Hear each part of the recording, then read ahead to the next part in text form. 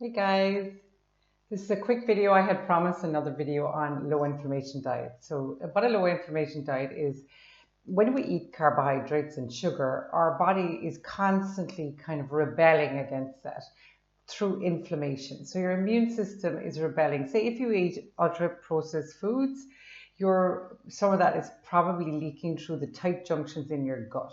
So what happens then is you have a thing called leaky gut syndrome, which is causing chronic inflammation. Chronic means ongoing as opposed to acute. So if you cut your finger, you have acute pain.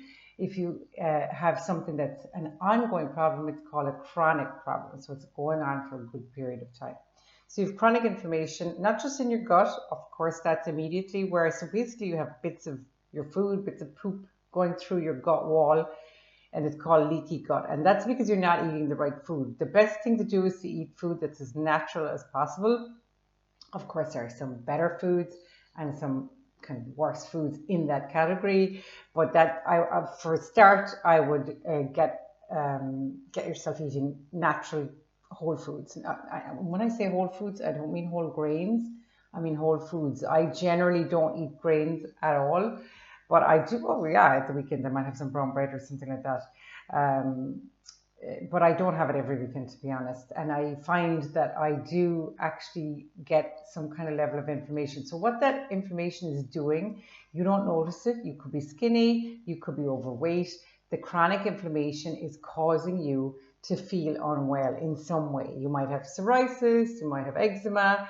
That is a display of what's going on the inside. If you have eczema or psoriasis, you inevitably have leaky gut. You also might have a thing called SIBO. So SIBO is small intestinal bacterial overgrowth. This is where the little bugs, all of us have good and bad bugs in our gut. This is where the bad bugs have now taken over from the good bugs because they love sugar.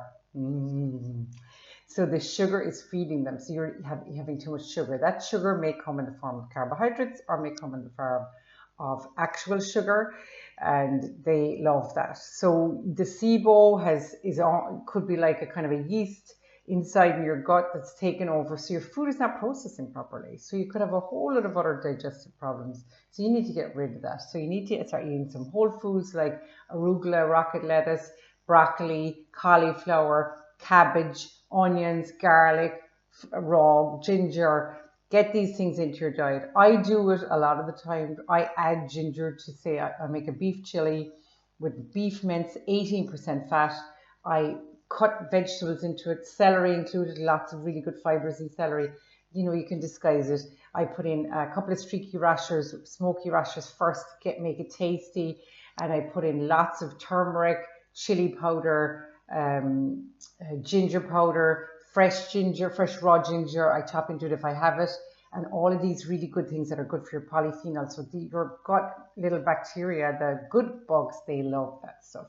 They chew on that, so they're not then damaging your mucin layer, which is the inside layer of your gut, that kind of mucousy kind of layer that you really need.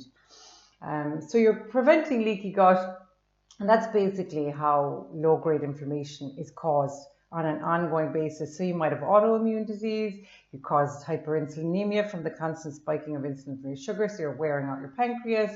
And so, mind your insides, and your outside will display the picture of health. Talk to you soon. Bye. Have a lovely day.